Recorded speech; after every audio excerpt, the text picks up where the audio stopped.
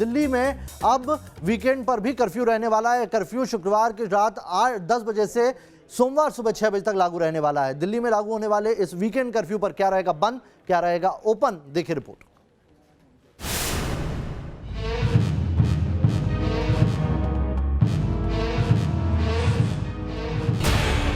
दिल्ली में gym, spa, mall बंद। दिल्ली में रेस्टोरेंट में खाना बंद। दिल्ली में ऑडिटोरियम बंद। दिल्ली में निजी दफ्तर बंद, क्योंकि दिल्ली में लग चुका है वीकेंड कर्फ्यू। वीकेंड के ऊपर कर्फ्यू दिल्ली के अंदर लगाया जाएगा। इसका कारण ये है कि लगभग हफ्ते के दौरान, वर्किंग डेज़ के दौरान आदमी को अपनी कमाई करने के लिए जाना होता है, आदमी को अपने काम पे जाना होता है। लेकिन वीकेंड में अक्सर जो लोग निकलते हैं वो अपने एंटरटेनमेंट के लिए या दूसरी एक्टिविटीज़ के लिए निकलते हैं, जो कि कर्टेल की जा सकती है, जो कि जिसके ऊपर अंकुश लगाया जा सकता है। उससे बहुत ज़्यादा लोगों को दिक्कत नहीं होनी चाहिए।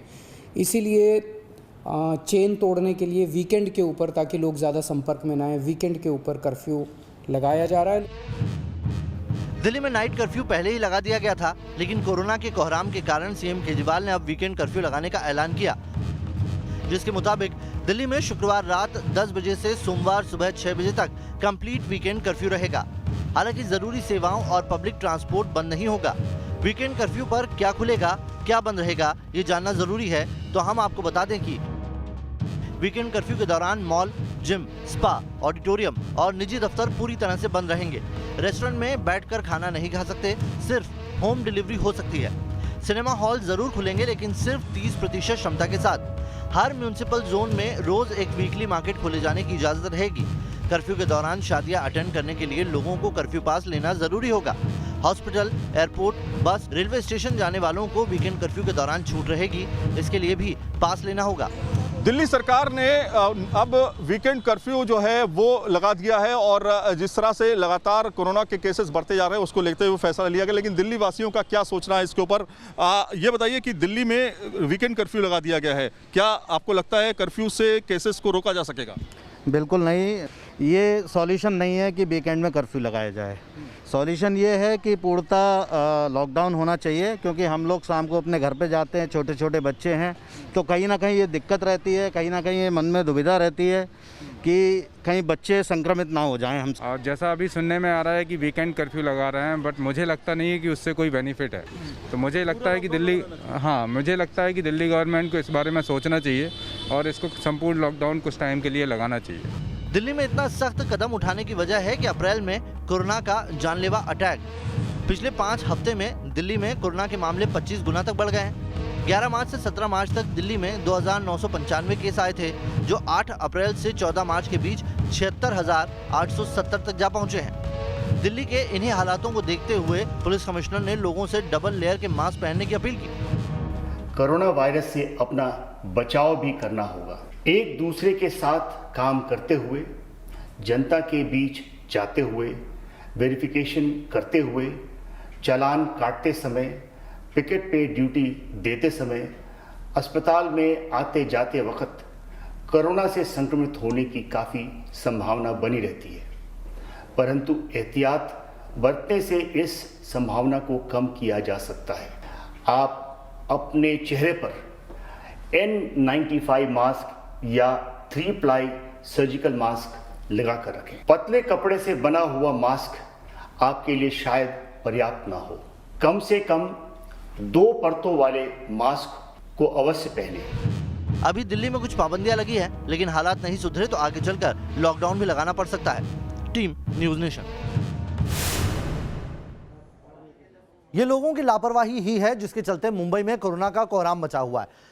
पूरे मुंबई समेत महाराष्ट्र में मिनी लॉकडाउन लगाया, लेकिन उसके बावजूद लोग सड़कों पर निकल रहे हैं, तफरी कर रहे हैं, जो ये बताने के लिए काफी है कि कोरोना के बिगड़ते हालात के लिए जिम्मेदार कौन।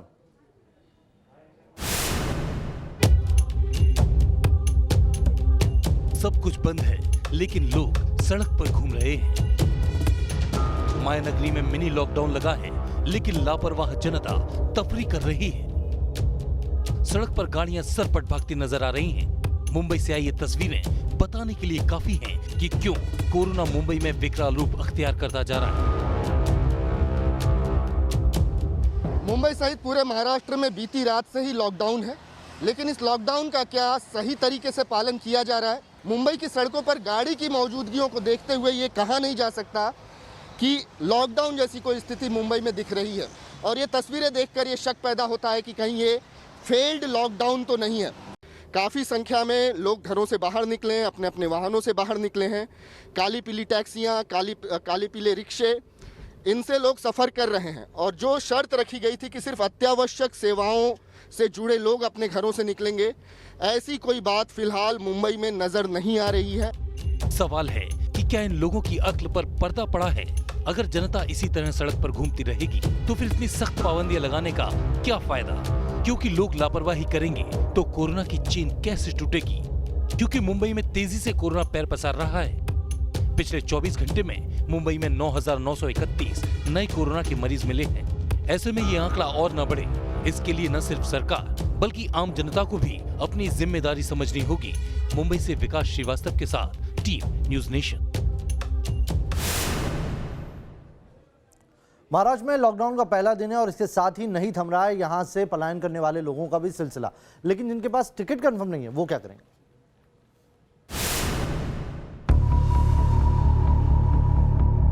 बिना मास्क के अगर कोई पाया जाता है उसके ऊपर कानूनी कार्रवाई हो सकती है। महाराष्ट्र में लॉकडाउन है, मजदूरों के लिए फिर पेट भरने की मजबूरी है।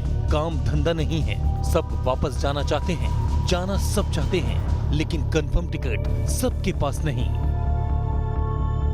लॉकडाउन से घबराया मजदूर जो है वो घरों से निकल पड़ा है और अपने गाँव की तरफ पलायन कर रहा है। और इसकी ताकीद करती है ये तस्वीरें जो कि सड़क के ठीक पार आप देख सकते हैं। कितनों की संख्या में ये मजदूर अपने घरों से तो निकल गए हैं, लेकिन वैलिड टिकट नहीं होने की वजह से उन्हें रेलवे प्रीमाइसेस में एंट्री नहीं दी जा रही है।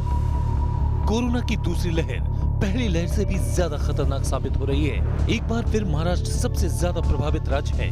नाना करते करते महाराष्ट्र में लॉकडाउन लग गया। टिकट नहीं है, अब बस इंतजार की मजबूरी है।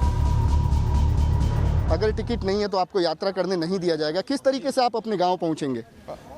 अब कोई वैसा तो है नहीं, अब जाने देंगे तभी जाएंगे ना। लॉकडाउन से घबरा कर आप लोग जा रहे हैं अपने गांव की तरफ? उसमें क्या है, हम लोग काम नहीं है, धंधा नहीं है, हम लोग ऐसे हम लोग का सेठ भी काम बोलता जाओ घर पे जाओ, तो कैसे जाएंगे हम लोग? मतलब सेठ ये कह रहा है कि अब काम धंधा नहीं तो आप अपने हम लोग का क्या करूँ बोलो सर? हम लोग के इधर जाने के लिए अभी आप लोग मना कर रहे हैं कि जाओ मत, तो कैसे जाएंगे हम लोग? आपके साथ क्या समस्या है भैया? आपके साथ भी ऐसा कुछ है? कामकाज की कमी है, क्या है बताइए ना। ठेकेदार कहना है कि अब बंद हो गया है साइड, अब से तुम लोग जा सकते हो, पैसा पे पगार नहीं मिला सब।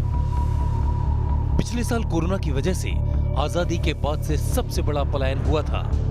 पिछले साल के जख्म अभी भरे भी नहीं थे कि एक बार फिर बड़े शहरों से मजदूरों की वापसी की तस्वीरें सामने आने लगी। कंधों पर जिंदगी का बोझ लिए ये बेबस मजदूर जल्द से जल्द वापस लौटना चाहते हैं। विकास श्रीवास्तव, न्यूज नेशन, मुंबई।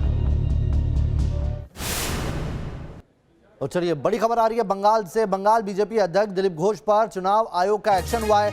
दिलीप घोष के चुनाव प्रचार पर 24 घंटे की पाबंदी लगा दी गई है। कूच बिहार हिंसा पर दिलीप घोष ने बयान दिया था, जिसके बाद कार्रवाई करते हुए चुनाव आयोग ने 24 घंटे प्रचार पर रोक लगा दी है। कूच बिहार हिंसा मामले पर बयान दिया था दिलीप घोष ने और ये कहा था कि जो भी कानून तोड़ेगा उसके साथ ऐसा ही होगा। इसके बाद अब चुनाव आयोग ने सख्त कार्रवाई करते हुए उन्हें 24 घंटे के लिए प्रचार से वंचित कर दिया।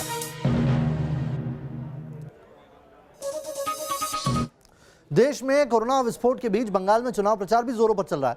कोलकाता में आज 2 बड़े रोड शो हुए हैं।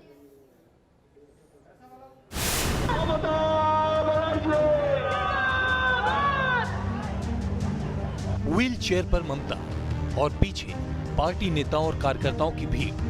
कोलकाता में ममता बनर्जी के रोड शो की ये तस्वीरें हैं। कोलकाता के बेलिया घाट में गांधी भवन से ममता बनर्जी का रोड शो शुरू हुआ। इस रोड शो की खास बात समाजवादी पार्टी के नेता जया बच्चन की मौजूदगी रही। तस्वीरों में देखा जा सकता है कि ममता की दाहिनी ओर जया बच्चन पैदल चल रही हैं। रोड शो में टीएमसी के बड़े नेताओं के अलावा रोड शो वाले रूट के तमाम उम्मीदवार मौजूद थे। रोड शो में भारी भीड़ नजर आई। कोलकाता में मिथुन चक्रवर्ती ने भी रोड शो किया। मिथुन ने बीजेपी उम्मीदवार के लिए वोट मांगा। मिथुन के रोड शो में भी जन सैलाब नजर आया।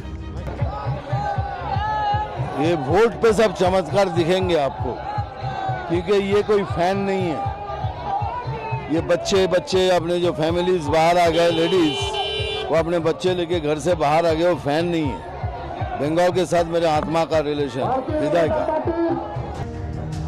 बंगाल में ये छठे चरण की जंग है। चुनाव के लिए प्रचार तो हो रहे हैं, भीड़ भी उमड़ रही है। इसके साथ कोरोना को लेकर प्रशासन की चिंता भी बढ़ती जा रही है। TV news nation. और आइए अब बात करते हैं सड़क हादसे की। यूपी के मुजफ्फरनगर में सरकारी एम्बुलेंस ने सड़क पार कर रही महिला को टक्कर मार दी। इस हादसे में महिला गंभीर रूप से जख्मी हो गई है, जिसे इलाज के लिए अस्पताल में भर्ती कराया गया है। रोड एक्सीडेंट की ये पूरी तस्वीर सीसीटीवी में कैद हो गई। पुलिस ने जांच के बाद आरोपी ड्राइवर के खिलाफ कार्रवाई शुरू कर दी है।